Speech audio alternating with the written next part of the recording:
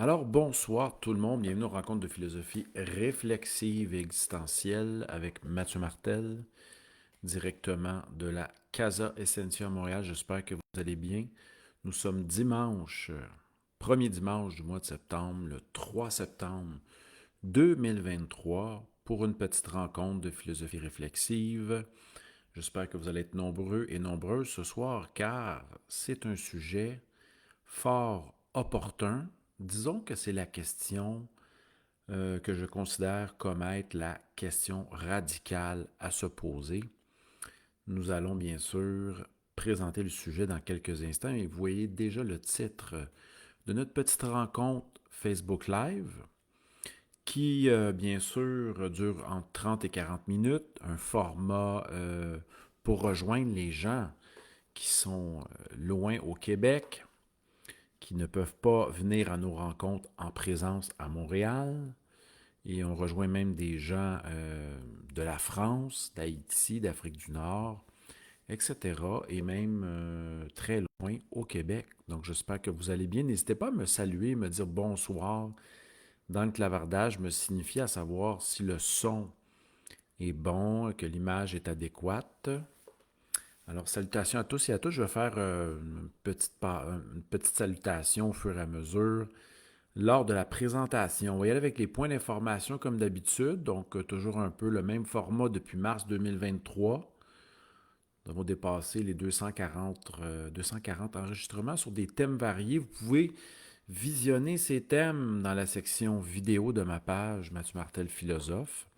Il y a aussi la section événements, bien sûr, à fréquenter. Vous pouvez voir nos 4 prochaines conférences, une en septembre, une en octobre, une en novembre et une en décembre. Jusqu'au début décembre, nous serons au Yoga Shack à Montréal, Métro Crémazie, une super salle de yoga. Et ceux qui veulent voir une vue, finalement, une vue panoramique de la salle, allez sur ma page Mathieu Martel Philosophe. J'ai mis pour vous un vidéo, justement, enregistrée par le Yoga Shack à ce sujet.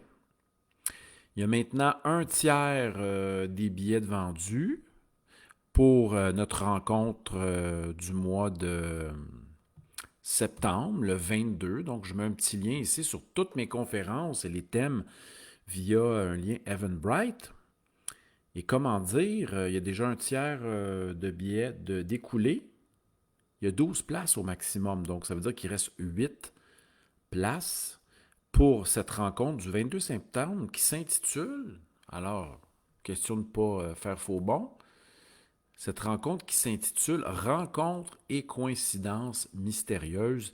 Il sera bien sûr question des synchronicités. Je vous relaterai justement toutes sortes d'histoires, d'événements vécus en ce sens. Vous définirez le concept et on se posera la question pourquoi, qu'est-ce que cela signifie que de vivre des synchronicités ou des coïncidences ayant sens pour nous. Justement, aujourd'hui, je voulais commencer avec une petite histoire avant d'entamer notre sujet qui est le fameux qui suis-je, qui est pour moi la question radicale à se poser. Je vais commencer avec quelquefois, je commence avec une petite anecdote, et la voici. Alors, ce matin, je pensais à un de mes amis qui promène les chiens dans le quartier. Et tout d'un coup, j'étais en train de pratiquer mon instrument de musique, et tout d'un coup, il m'envoie un message. Il me dit, tu es où? Je suis en train de pratiquer mon instrument que vous voyez à l'arrière ici, la belle bass orange. Je pratiquais toutes sortes de pièces, par plaisir. Toujours, on me demande, ça doit être difficile de pratiquer 3 fois par jour, mais non, tout se fait par plaisir et je vais explorer les pièces qui m'inspirent. Et c'est de la pratique par plaisir, par passion. On oublie tout le reste, tous les soucis techniques, toute l'approche technique. Alors, mon ami m'écrit, il me dit je suis dans un café sur la rue Villeray, je m'en vais le rejoindre. Mais pour vous dire que c'est un ami extrêmement énergique et verbomoteur. Et là, je m'étais préparé justement à lui demander un fameux Gong Han inspiré du Zen. Je me suis dit, quand je vais le rencontrer, il me donne rendez-vous dans 15 minutes. Et j'étais à 5 minutes d'arriver au café, à l'extérieur, donc pour 11h30. Et je me suis dit, quand je vais le voir, je vais lui dire, j'aimerais ça te poser une question, mon cher ami. Qui es-tu entre deux pensées?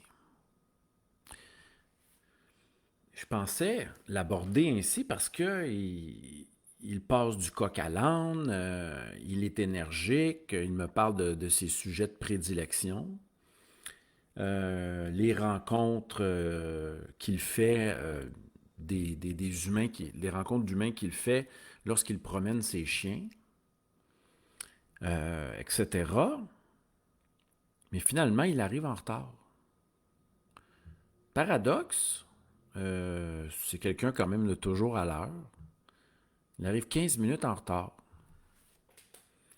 Et donc, je n'ai pas pu lui poser cette question-là. Qui es-tu entre deux pensées? Hein? Quand nous sommes dans le tourbillon euh, de, de l'analyse que nous faisons de notre vie, de notre situation, la rumination que nous faisons concernant certains événements, quelquefois on peut se perdre dans nos pensées et quelquefois justement, on peut partir à la dérive dans nos pensées. Il y a un fameux gong-an pour se ramener à soi-même, c'est se poser la question, qui suis-je entre deux pensées? Si vous pratiquez ce rappel à soi, il se peut que pour un instant, vous arrêtiez de penser. Hein? Faisons-le ensemble. Qui suis-je entre deux pensées? Et là, l'esprit tente de saisir ou de se définir, mais il n'arrive pas, mais il y a quand même un espace qui se crée lorsqu'on se pose la question « Qui suis-je entre deux pensées ?» C'est le sujet de notre soirée. Petite rencontre Facebook Live. Faites toujours à l'impromptu, je vous avertis quelques jours à l'avance. Vous arrivez à 19h, c'est quand même notre heure de prédilection. Le soleil se couche toujours vers 19h30 en ce moment. Et ce soir, on va aborder une question qui même m'habitait avant que je commence à donner mes cours. Donc, je suis rendu maintenant à 2 semaines de cours donnés. Et quelques jours, 2 semaines avant de commencer justement l'enseignement, je rêvais que j'enseignais une réflexion à mes jeunes sur l'identité, mais sur le fameux « qui suis-je » qui est pour moi la question existentielle par excellence. Certes, une école bouddhiste répondrait d'une certaine manière à cette question. Une autre école du shivaïsme, du Cachemire répondrait autrement. L'Advaita Vedanta aussi. Platon, Aristote répondraient bien sûr autrement. Mais nous, dans notre approche, nous allons nous poser la question. Avez-vous déjà embrassé cette question-là? Est-ce que cette question-là du « qui suis-je » vous a propulsé vers un chemin de la recherche, de la quête de soi-même, un chemin philosophique, métaphysique? Mais il y a une autre question qui est aussi importante, qui est peut-être avant le « qui suis-je », c'est « suis-je en vie? Suis-je vivant? Suis-je en train de rêver? » Descartes, dans les méditations, dit que l'état de veille, à certains moments donnés, l'état de veille et de sommeil, avec rêve, peut nous confondre. Ça m'est déjà arrivé. J'en parlerai justement à la conférence du 22 septembre parce que je ne voudrais pas la partager ici. C'est quelque chose de plus intimiste. Alors, c'est une expérience qui m'est arrivée où j'étais dans la confusion. Je ne savais pas à la fois si j'étais en train de rêver ou si j'étais éveillé. Mais revenons à notre point. Le fameux qui suis-je, la question même, c'est une question fort importante chez Platon, dans l'Alcibiade de Platon notamment, que je vous conseille. Premièrement, parce que c'est un livre qui a été le livre de prédilection de l'Académie de Platon pendant 1000 ans.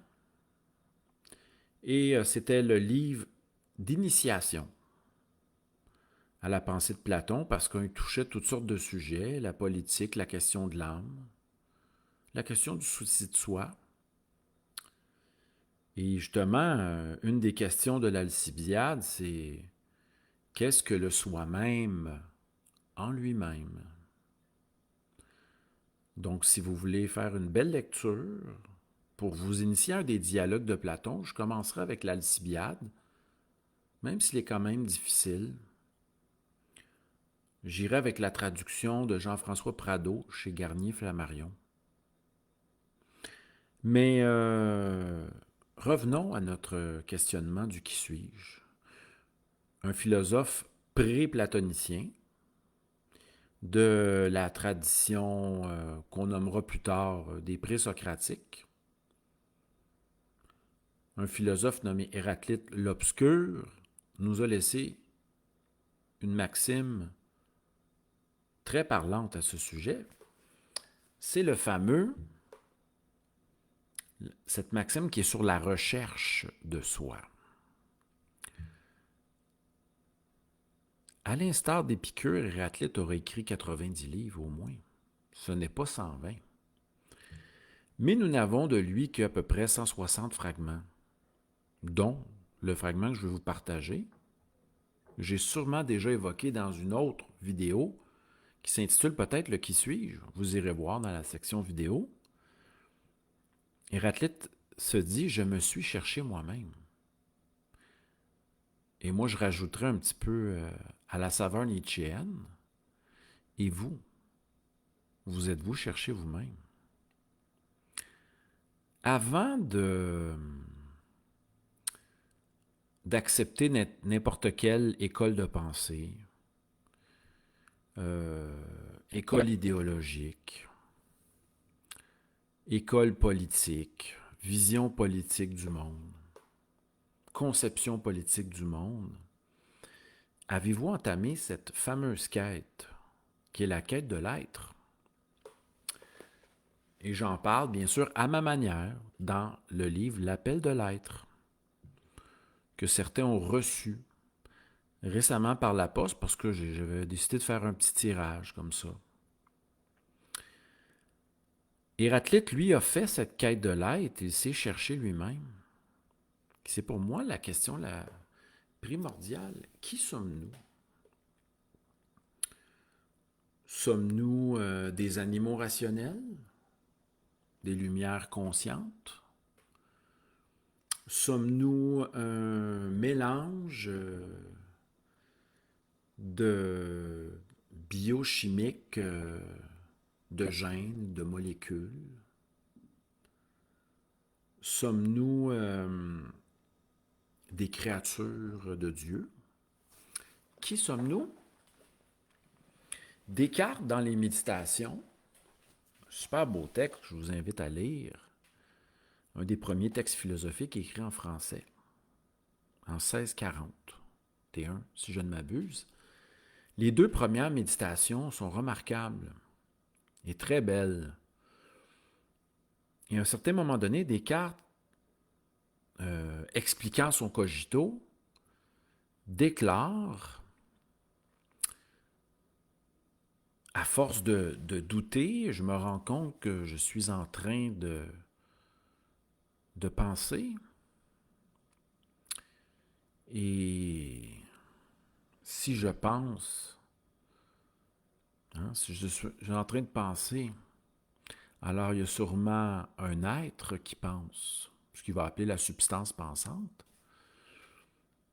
Mais l'être qui pense, pour Descartes, c'est assez vaste. Penser, on croirait que c'est juste faire des raisonnements mathématiques et logiques. Non, c'est plus que ça. Penser, c'est percevoir. c'est à la fois réfléchir, imaginer. C'est vaste. Donc, c'est presque en 3 mouvements. Et finalement, Descartes, quand il fait déploie son fameux cogito, se rend compte qu'il cherchait une vérité mathématique ou une vérité scientifique à travers le fait qu'il faisait une table rase sur son éducation, sur ce qu'il avait admis avec les coutumes de son temps. Et l'évidence qui demeurera sera le je suis. Hein? Le fameux je suis. Ou plutôt je ressens, j'imagine, je réfléchis, je pense. Mais moi, tantôt, j'ai commencé le live en nous demandant, pouvons-nous aller au-delà de la pensée? Est-ce que la pensée peut mener à la présence?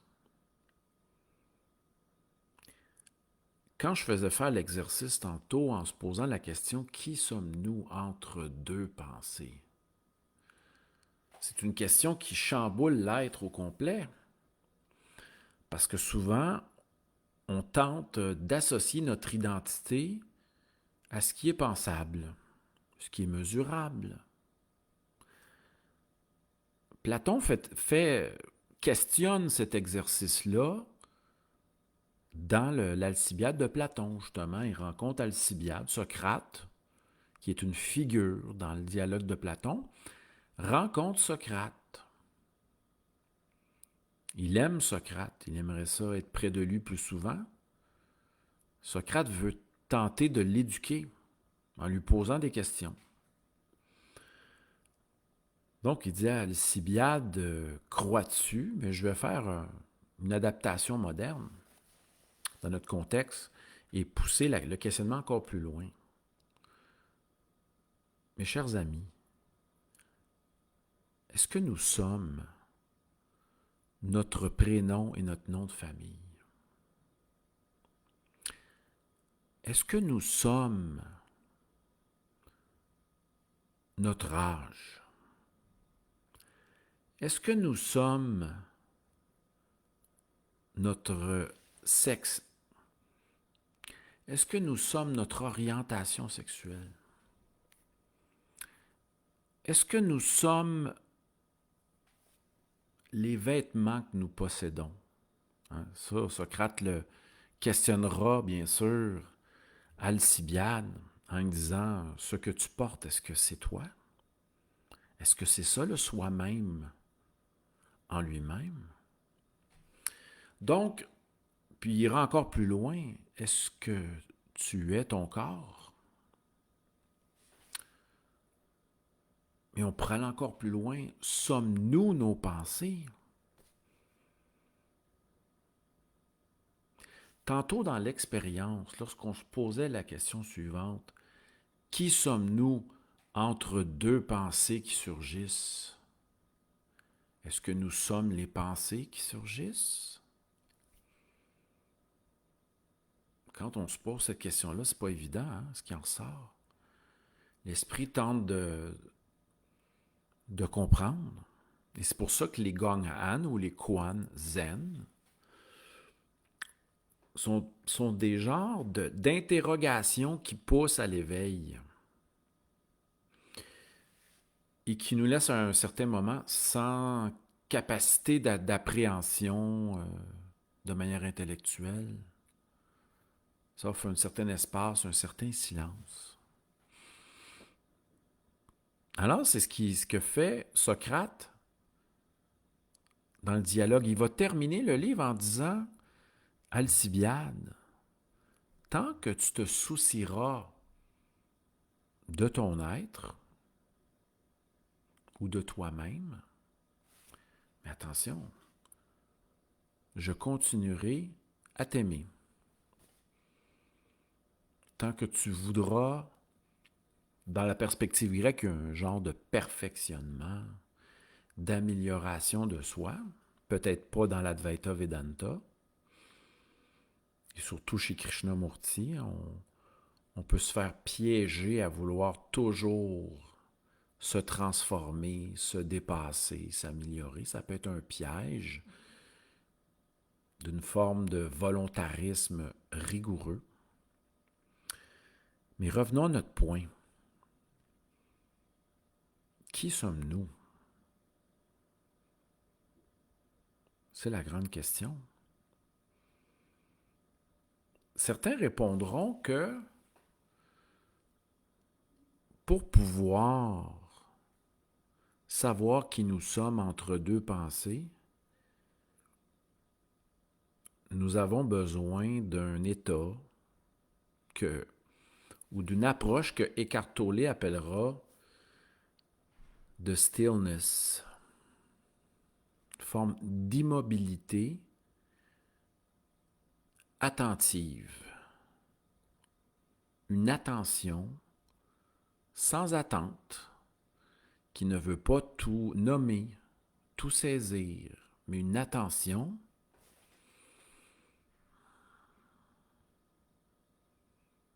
qui observe, qui ressent,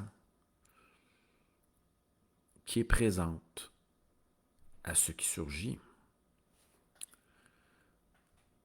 Alors, je vais en profiter pour vous saluer. Ce soir, on s'interroge, on saisit au bon d'une manière spontanée la question du qui suis-je, la question radicale de la philosophie. Salutations à Mélanie, Cathy, Isabelle qui est à Mont-Tremblant, peut-être. Martin qui est peut-être à l'ashram de Shivananda ou pas loin, Valmorin, je ne sais pas. Salutations à Linda, Anne-Marie, Nicole et Ricardo. Et là, on se demande si Ricardo est en Floride ou ailleurs. Isabelle nous dit Saint-Sauveur. Merci tout le monde d'être présent et présente à cette petite rencontre spontanée. J'ai su ce dont j'allais parler une demi-heure avant de commencer. Est-ce que... Et je vais vous ramener à une position intéressante d'Éric Barret qui dit être intelligent ou intelligente, c'est prendre conscience que l'intelligence ne peut pas donner accès, n'est pas le moyen d'atteindre la présence. Être intelligent ou intelligente, c'est se rendre compte que l'intelligence, l'intellect, ne peut pas nous amener à la présence. Alors, comment accéder à cette attention sans attente?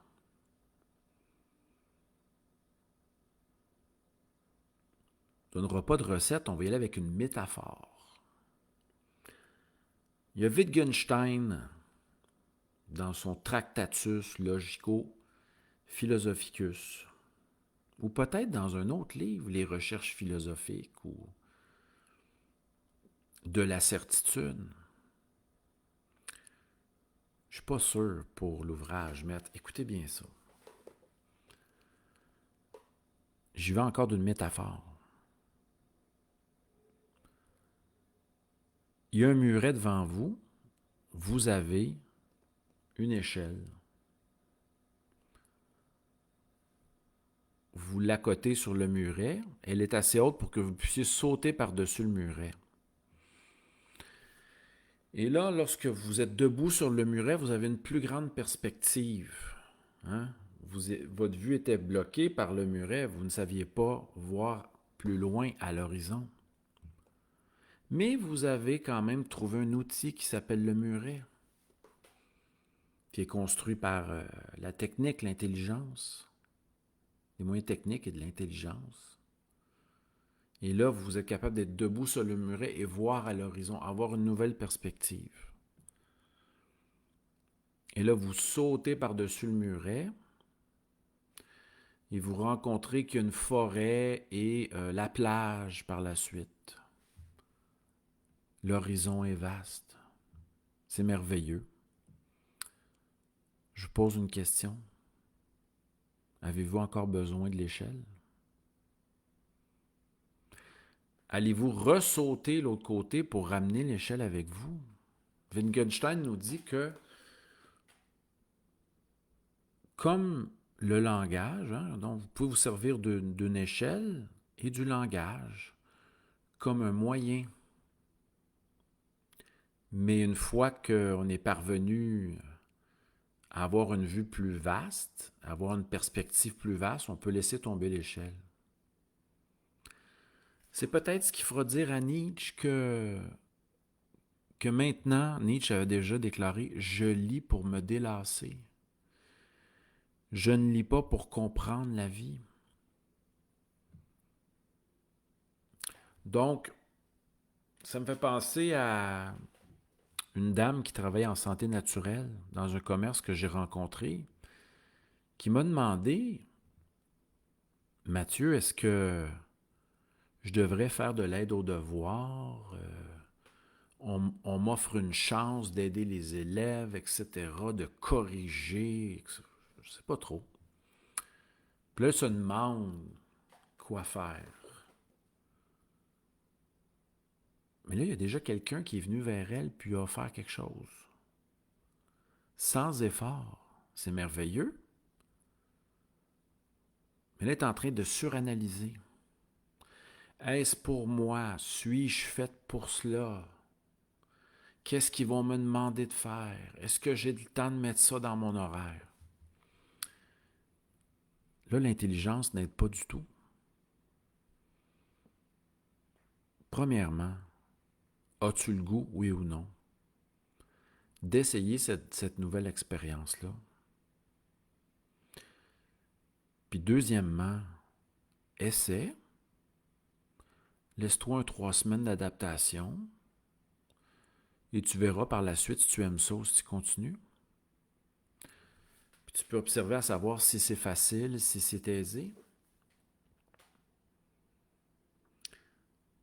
Ce n'est jamais l'hyper-rationalisation, ou ce que certains appellent la ratiocination, qui va nous donner la réponse. La réponse va venir d'une manière peut-être fulgurante. Si on est à l'écoute et attentif et qu'on sait ressentir, ça s'appellera une évidence. Donc, une forme d'intuition qui surgit de manière spontanée et immédiate et qui se révèle comme étant une certitude dans l'instant. Oui, j'ai le goût d'essayer. Et c'est ça un petit peu vivre d'une manière, comment dire, vivre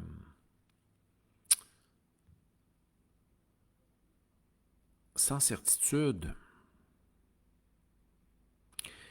Mais c'est d'être certain, par contre, d'être totalement attentif, d'être présent, ou même quand on ne l'est pas, de se dire, je suis conscient que j'étais ailleurs, je n'étais pas présent à ce qui est, je n'étais pas tout là. Et là, c'est de se réveiller à nouveau.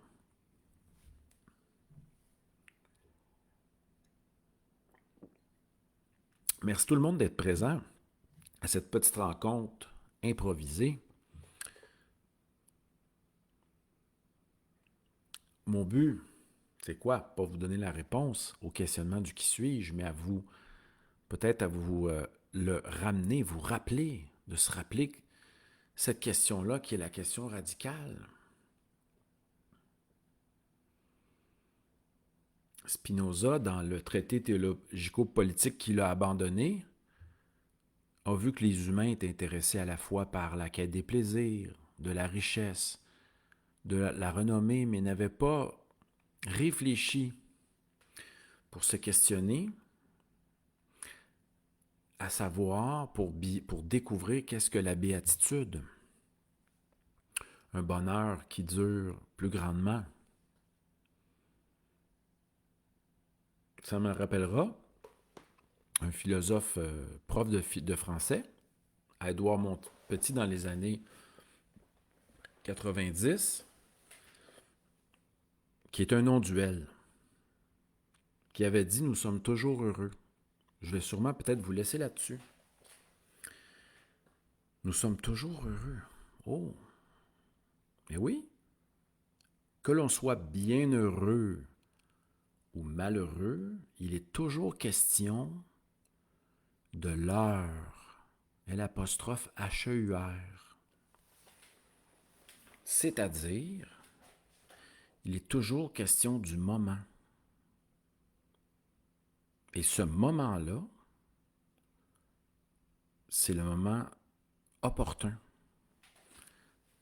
C'est la situation dans laquelle nous sommes. Et si nous voulons la fuir, peut-être en fin de compte que nous nous fuyons nous-mêmes. Je vais juste aller voir 2 petites secondes. C'est un professeur, écoutez, de français, un ancien professeur de latin, qui nous avait dit ça. Ben oui, l'heure, c'est la bonne fortune. Qu'on soit bien heureux ou malheureux, en vieux français, c'est la bonne fortune. Moi, je dirais avec ici,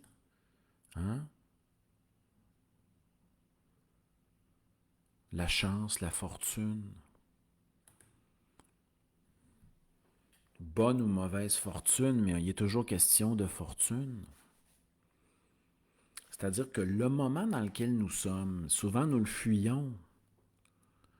Je ne veux pas être sur la chaise du dentiste. Il y a mieux à faire que ça. Je ne veux pas avoir à corriger une erreur que j'ai accomplie comme cette semaine, j'ai payé le mauvais compte. Donc, au lieu de payer ma Visa, j'ai payé le compte de téléphone avec... j'ai pu corriger la chose en appelant. C'était la chose à s'occuper dans l'instant. Donc, lorsqu'on considère l'être et le réel comme étant un lieu de multiples possibilités, puis comme étant la rencontre vivante, ben, on ne veut plus fuir dans un futur. Si on a une douleur, ben, on respire, on la ressent. Il y a des douleurs qui nous ont accompagnés 2 semaines, 3 semaines. On peut se dire, laissons le temps.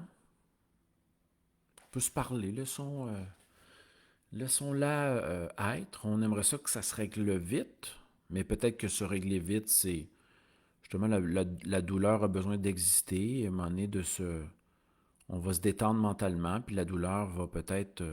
c'était peut-être une douleur psychosomatique qui va s'en aller.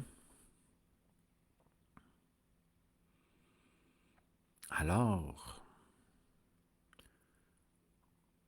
si nous regrettons, parce qu'il y a des gens qui regrettent, j'aurais dû faire telle action à tel temps, je suis passé à côté de ma vie, etc. Il est trop tard. Je le regrette. J'ai pas fait les bons choix. Je parlais avec un ami l'autre fois qui me dit, finalement, j'ai peut-être pas fait les bons choix financiers, mais j'étais quand même heureux dans mes changements d'appartement, de maison, etc. Donc, qu'est-ce qui compte le plus? Avoir raison, vaincre, faire du profit? Qu'est-ce qui nous meut? C'est quand même lié à la question de l'être. Qu'est-ce qui vous inspire profondément? Qu'est-ce qui est le plus important? Je parlais avec mes élèves de Bergson qui disaient, le vrai artiste, premièrement, le vrai créateur, c'est celui qui n'a pas besoin de l'approbation d'autrui. C'est celui qui fait les choses parce que cela génère en lui une joie divine, dira Bergson. Il peut être seul à la maison et dessiner, peindre, jouer de la musique. Pas besoin d'une chaleur extérieure. Il peut avoir le goût à un certain moment donné de partager parce que ça devient trop fort. Mais ses motivations ne sont pas liées à l'approbation. Bergson emploiera les mots la considération, l'approbation, etc. Le vrai créateur le fait parce qu'il a cette pulsion, puis il le fait parce qu'il veut transcender quelquefois certaines douleurs. J'ai mis une belle phrase de Nietzsche à ce sujet.